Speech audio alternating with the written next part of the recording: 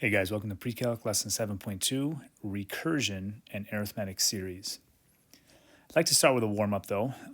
First it says, given the sequence 8, 19, 30, 41, find the 70th term. So one thing we don't want to do is list 70 terms. No way. So what I would do next is figure out what type of sequence is this. Well, going from 8 to 19, I certainly hope I'm adding something. So obviously in this case I can add 11. We just have to make sure that that pattern continues for the other terms, and yes, it does. So I know it's arithmetic. All right, so what do I need to identify? A sub 1, well, that's 8. Common difference, that's 11. So I have an a sub n rule that we have to have memorized. It's a sub 1 plus d times n minus 1. Now what I need to do is find the 70th term. So I take that information and say, okay, well, to find the 70th term, it's a sub 70. It'll be 8 plus 11 times n minus 1, which is 70 minus 1, or 69. Throw that into the calculator, and I get 767. Okay, one more. This time, I go from 4 to 8. So if I just give you those two terms, you don't know. Am I adding 4? Am I multiplying by 2? Well, I'm guessing it's going to be multiplying by 2 as I take a look at those others. And yeah, that works. So the pattern here is doubling every time. A sub 1 is 4. R, because this is a geometric, is 2. And I should have mentioned that over here, geometric. So now what's your a sub n rule? Well, it's a sub 1, 4, times r, which is 2, to the n minus 1 power. And just one thing I want to remind you guys of, order of operations, you always take r to the power first. You always do your exponents before you multiply. This is not the same as 8 to the n minus 1. So this is always done first. Okay, so if I want a to the 18th here, that'll be 4 times 2 to the 17th power. I'm expecting that to be a rather large number, and it is. It's 524,888. All right, so just a couple quick examples from yesterday's lesson. Okay, next part. Recursive definition of a sequence. Always two parts, and I'm going to add to that. Always start with a sub 1. This is something that is forgotten. I don't know why. Students usually rush to get the rule, and they always forget you have to start with a sub 1 because recursive sequences are based on the previous term. So you need to know where you start with. Next, we've got past, present, and future. How do we represent them with a sub notation? A sub n is always the present term. Remember, that's your index. So if that's a 7, that just means we're at the 7th term. So future, then, it should make sense. You have to add 1 to that. Because if this is 7, well, then that has to equal 8, right? N is 7. 7 plus 1 has to equal 8. To go past, it should make sense that you're subtracting 1. Because if this is 7, then that's 7 minus 1, or 6. So how do you define a recursive sequence? Well, like I said, you always start with a sub 1. A sub 1 represents the first term. So I'm just going to make one up here. I'm going to say the first term is 5. This is just an example.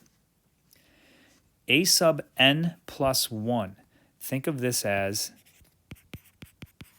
the next term. And what goes in here is going to be the rule for the next term. So again, I'm just going to make up a rule. 2 times a sub n minus 1. Notice, n plus 1 would be here. A sub n would be the previous term.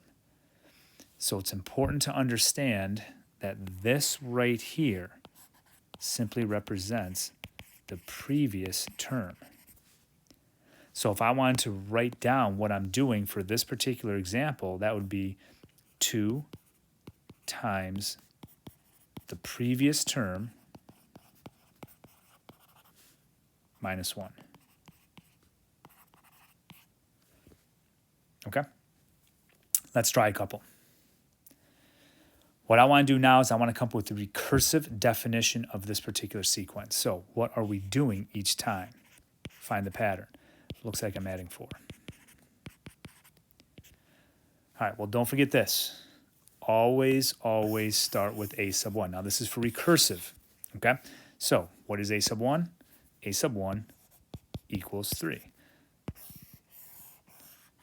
And then I would have a rule for a sub n plus 1. How do you get to the next term? Well, just take a look at the pattern. How'd you go from here to here? Well, I added 4. How'd you go from here to here? I added 4. So I simply need to somehow figure out how to write down the previous term plus 4. Well, this is a sub n plus 1. The previous term is simply a sub n. And then what I do, I add 4. And that's how you get that sequence. All right, next example. 4 to 8. Again, that's not good enough to figure out what I'm doing. I could add 4, I could multiply by 2, but then notice 8 to 16, 16 to 32. So I think it's rather obvious we are multiplying by 2. Start your recursive definition. A sub 1 equals 4. A sub n plus 1. How do I get to the next term? Well, that's going to equal something here, the previous term times 2, right? The previous term times 2. So, okay, the previous term would be a sub n times 2. You can put it on the end kind of like this. Or if you don't like that, you could just do 2 times a sub n. Either way is fine. But that is the recursive definition. Also, please don't just circle this part. That's not the recursive definition. I can't just give you a sub n plus 1 equals a sub n plus 7. Because then how do you know where to start? Always include a sub 1. Okay? All right, a couple more that may be a little bit more challenging. Example 3. What I would probably do here is I know a sub 1. You always start with that. It's 1 over 125. And then I need some rule for a sub n. Well, I need to figure out the pattern. It might not be so obvious here, or even here. But going from a 1 to a 5, I see all these fractions, so it's highly unlikely I'm adding something. But going from 1 to 5, I multiplied by 5. Going from 1/5 to 1, yeah, I multiplied by 5. So what I'm doing here is multiplying every term by 5. Well, to come up with your rule here, you need to take 5 times the previous term. The previous term is a sub n. So this will be 5 times, let me do something a little different here.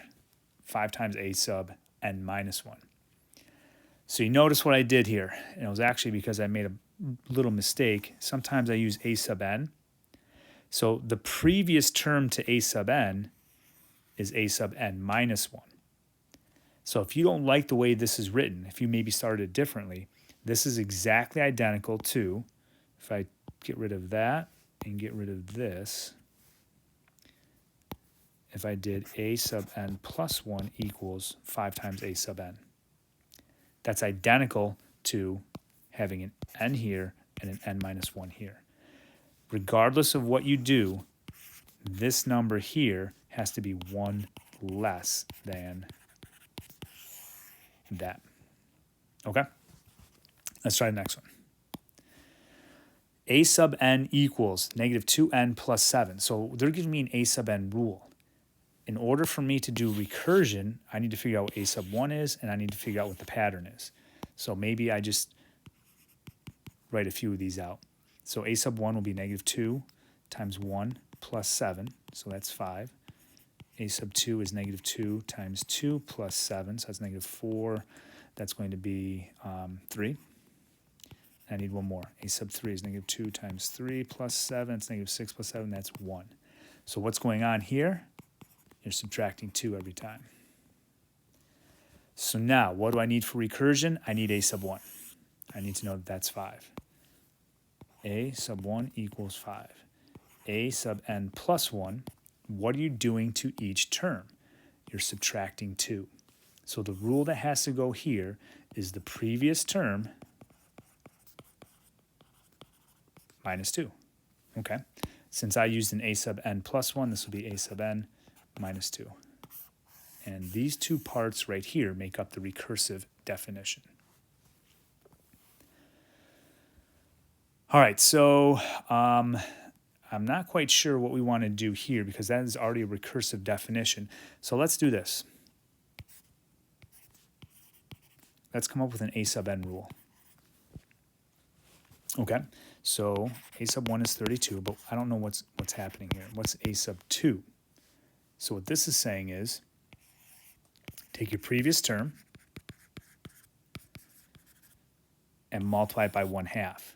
So to get a sub 2, it's 1/2 times 32. Oh, so that's 16. To get a sub 3, it's 1/2 times the previous term, 16, so that's 8. A sub 4 is 1/2 times the previous term, 8, so that's 4, so on and so forth. So what's happening here is it looks like I'm multiplying by 1/2. So it's geometric. So if I want a sub n rule, I need a sub 1, 32, times r, 1/2, to the n minus 1. So that's how you could go from recursive definition here to an a sub n rule. Expand it, figure out what the pattern is. In this case, it was geometric, and r was 1/2, and then you could write an a sub n rule. And you could do something like, what is the 73rd term of this sequence? All right, so that's recursion. Next, we're going to talk about arithmetic series, which is finding the sum of a bunch of numbers. So if I wanted you to find the sum here without a calculator and rather quickly, in a matter of minutes, you'll be able to tell me that this sum equals 100. You're like, yeah, right, you know the answer. You're looking at your answer key. That's how you can get it. But there is a really cool pattern where you can actually calculate that, like I said, in a matter of seconds. So here's the pattern. What is 1 plus 19? Well, that's 20. Okay. What's 3 plus 17? Well, that's 20. I'm not going to write any more as it'll clutter it up, but what's 5 plus 15? That's 20. What's 7 plus 13? That's 20. What's 9 plus 11? That's 20. In an arithmetic sequence, the sum of the first and last terms will be the same as the second term and second to last, the third term and third to last. So that makes it kind of easy. All of those sums are 20. The next thing you need to do is figure out how many pairs there are. So there's 1, 2, 3, 4, 5. There's 5 pairs, and the pair sum equals 20. 5 times 20 equals 100. That's how I knew what that was in a matter of seconds. So what we want to do now is we want to somehow derive that formula because it works for any arithmetic series. So what do we do? To get the sum, I took the number of pairs. So if I know the total number of numbers, you just divide it by 2. Obviously, in this case, I could count. There's only 5 pairs. And I multiplied that by the sum of the first and last. 5 times 20, that's 100. So let's formalize that with a formula, the sum of n number of numbers. Again, this is only for arithmetic. I should mention that. Is the number of numbers divided by 2. That gives you the number of pairs times a sub 1 plus a sub n. Remember what those represent. This is simply the first term. A sub n would simply be the last term. And n is the number of numbers. All right, let's try a couple of these. Given the sequence 5, 16, 27, 38, 49, find the sum of the first 150 terms. Well, I certainly don't want to write out the first 150 terms and then plug all that into a calculator. So what I need to do first, and I'm assuming it's going to be arithmetic because that's all we're talking about, but in the future you're not going to know, so let's just determine the pattern. 5 plus 11 is 16, plus 11 is 27, yeah, so each number is going up 11 from the previous. So what do I know? A sub 1 is 5. I know D, the common difference, is 11. So if I want to find the sum of the first 150 terms, I'm using this formula right here. But I've got to do a little work first. Sum of the first 150 terms is going to equal 150 divided by 2 times A sub 1, which is 5, plus what I don't know is A sub 150. I need to get that number. So I have to use what I learned on day 1 plus this information here to come up with A sub 150. It's A sub 1, 5, plus D, 11, times n minus 1, or 149. Okay, so I would plug all of that into the calculator, and A sub 150 is 1644. So now I can take that and plug it in here, and then throw all this into the calculator. So that's 1644, and I'll just throw that in the calculator in one shot. That gives me 123,675.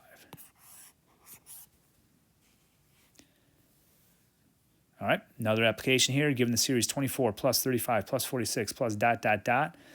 find the sum of the first 100 terms. Well, again, that's pretty easy to start. The sum of the first 100 terms will be 100 divided by 2 times 24 plus. What has to go here is A sub 100. All right, so let's see. What are we going up by each time? 11 again, huh? Okay, so in this case, A sub 1 is 24, D is 11. I need to find A sub 100. So that would be A sub 1, 24, plus D, 11, times 100 minus 1, which is 99. A sub 100 there. Let me throw that into the calculator. I got 1,113. So now that you know what that is, I can take that number and plug it in there. 1,113, and once again, just throw all of this into the calculator. I got 56,850. All right, a couple more. Given this series, 86, 78, 70, 62, plus ... find S100, the sum of the first 100 terms. So again, that'll be 100 divided by 2 times the first term, 86, plus what goes here is A sub 100. Now, one thing I noticed about this particular series, we're decreasing each time. Okay, 86 to 78, what did we do? We went down 8. So A sub 1 is 86, but D is negative 8, so we have to be careful there. I need to find A sub 100. So that'll equal A sub 1, 86, plus D, but it's negative, so minus 8 times 99. A sub 100, I got negative 706.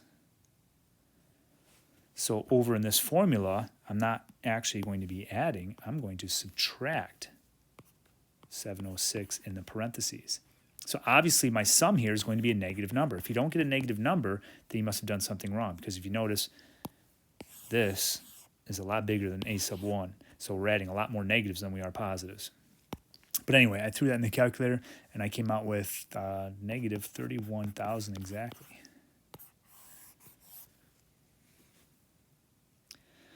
Okay, the last one's going to be the most challenging one. So hopefully you've paid attention this far. It's not like the ones we just did. Because here I'm giving you a series, yes, but I don't know how many numbers there are. So usually we say, oh, find the sum. Okay, S of whatever, but I don't know how many numbers there are. But I do know the first. I do know the last. And I can probably easily figure out what the pattern is here. It looks like I'm going up 7 each time. So I know it's arithmetic. Okay, well, let's come up with an A sub n rule. A sub 1 is 6. D is 7. So A sub n is 6 plus 7 times n minus 1. Well, what do I need to do here to find the sum? I need to figure out how many numbers there are. Right? I know the first, so I can do this part, 6 plus 629. Now, I know it's going to be the number of numbers divided by 2, but I don't know what n is. I need to find n. how am I going to find n? Well, I know what a sub n is. A sub n is 629. There's a sub n. I need to solve for this. So I'm simply going to take this 629, plug it in that side of the equation, and then solve. All right, so 629 equals 6 plus 7 times n minus 1. I'll just kind of do this quickly. Subtract 6, so it's 623 equals 7 times n minus 1. Divide by 7, and I get 89 equals n minus 1, so therefore n equals 90, right? Add 1 to both sides. Great. So now that I know n is 90, I can put that in here. I'm finding the sum of the first 90 terms, and there.